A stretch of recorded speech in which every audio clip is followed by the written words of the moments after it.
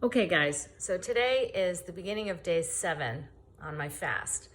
And I wanted to talk to you guys about a few things today because things are changing a little bit in my body. And if you want to stay on your fast and go a little longer, you might experience some of those things too.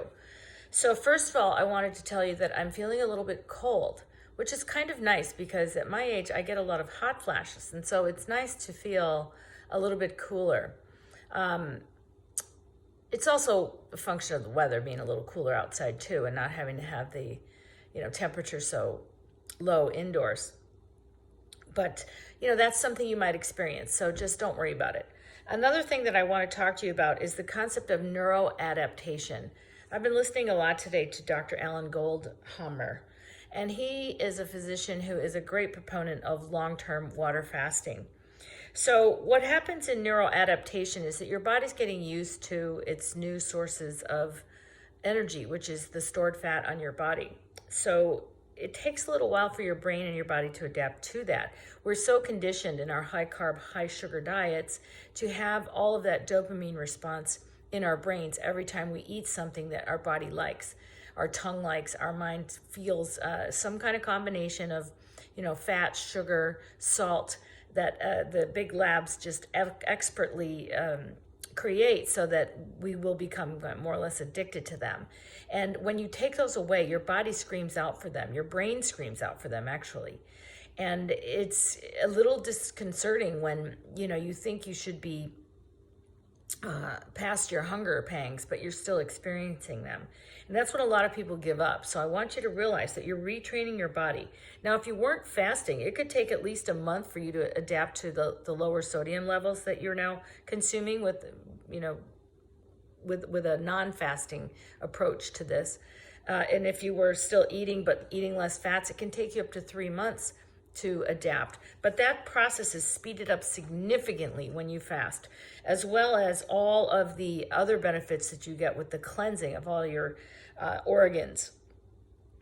So, if you can think about doing, 90 days, not necessarily of a whole fast, but fast for a long time, a long-term fast, maybe 30 days or 40 days.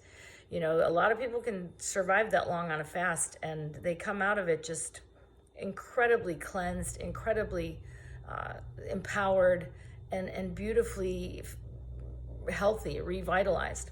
The longest I have ever fasted was 30 days, and I felt amazing afterwards. So it's possible. I did not die. I know it's against conventional wisdom, but a lot of conventional wisdom would tell you things that aren't going to help you. So if just, eating on a smaller plate was all you needed to do, or just eat fewer meals, yeah, well, if we could all actually do that without resetting our brains, then we would do that. But it's not like that. You have something going on in your head now, and you have to break those chains. So you are in a process of neuroadaptation, and there are also psychological and social challenges that you have to deal with. I don't tell people when I'm fasting typically, unless they know me and they know how often I fast, because otherwise you just get a whole bunch of knee-jerk reactions from people who've never tried it, don't know anything about it, and are going to try to scare you out of it. So don't worry so much about that. We'll talk next time about salt and gut bacteria and sugars and oils, and throughout the diary I'll be talking to you about different things. But know that I'm on day 7. I'm still alive. I am not having any adverse side effects except occasional hunger and a little bit of feeling cold.